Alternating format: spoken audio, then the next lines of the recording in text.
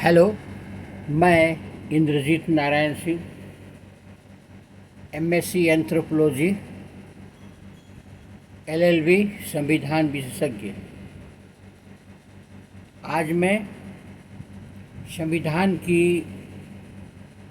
एक विधा के बारे में बताऊंगा, संविधान के एक नियम के बारे में बताऊंगा। सुने, आप लगातार हमारे संविधान के विभिन्न आयामों के बारे में सुन रहे हैं। भारत के हर नागरिकों को भारत के संविधान के बारे में पूर्णतः ज्ञान जरूरी है।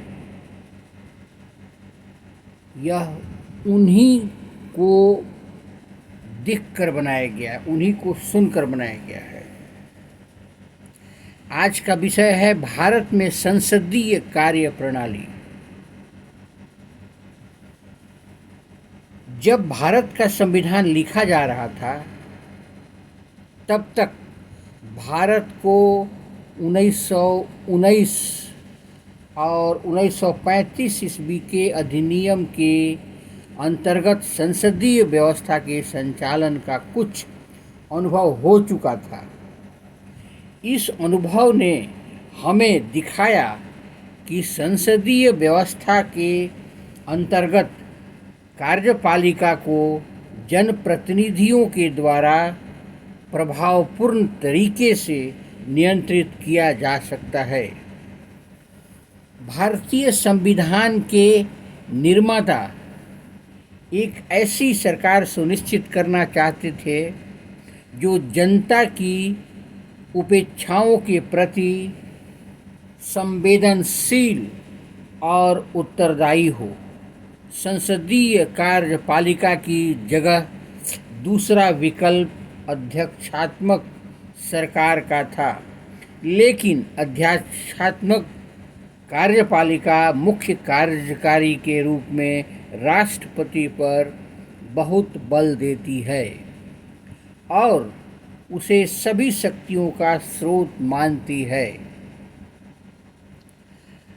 अध्यक्षात्मक कार्यपालिका में व्यक्ति पूजा का खतरा बना रहता है। आपने समझा? व्यक्ति पूजा का खतरा बना रहता है। संविधान निर्माता एक ऐसी सरकार चाहते थे जिसमें एक शक्तिशाली कार्यपालिका तो हो, लेकिन साथ साथ उसमें व्यक्ति पूजा पर पर्याप्त अंकुश लगे रहे। संसदीय व्यवस्था में ऐसी अनेक प्रक्रियाएं हैं जो यह सुनिश्चित करती है कि कार्यपालिका, विधायिका या जनता के प्रतिनिधि के प्रति उत्तरदायित्व होंगी, उनसे नियंत्रित भी होंगी। इसीलिए संविधान में राष्ट्रीय और प्रांतीय दोनों ही स्तरों पर संसदीय कार्यपालिका की व्यवस्था को स्वीकार किया है। इस व्यवस्था के अंतर्गत राष्ट्रपति भारत में राज्य का औपचारिक प्रधान होते हैं और प्रधानमंत्री, मंत्रिपरिषद राष्ट्रीय स्तर पर सरकार चलाते हैं। राज्य के स्तर पर राज्यपाल, मुख्यमंत्री और मंत्रिपरिषद मिलकर कार्यपालिका बनाते हैं। भारत के संविधान में औपचारिक रूप से संघ की कार्यपालिका शक्तियां राष्ट्रपति को दी गई है, पर वास्तव में प्रधानमंत्री के नेतृत्व में बनी मंत्रिपरिषद के माध्यम से राष्ट्रपति इन शक्तियों का प्रयोग करता है।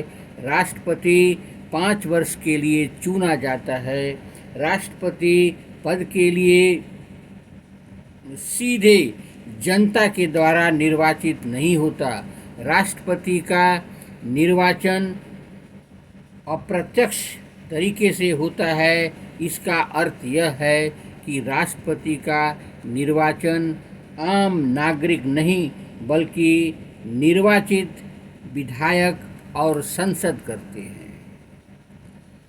यह निर्वाचन समानुपातिक प्रतिनिधित्व प्रणाली और एकल संक्रमणीय मत के सिद्धांत के अनुसार होता है।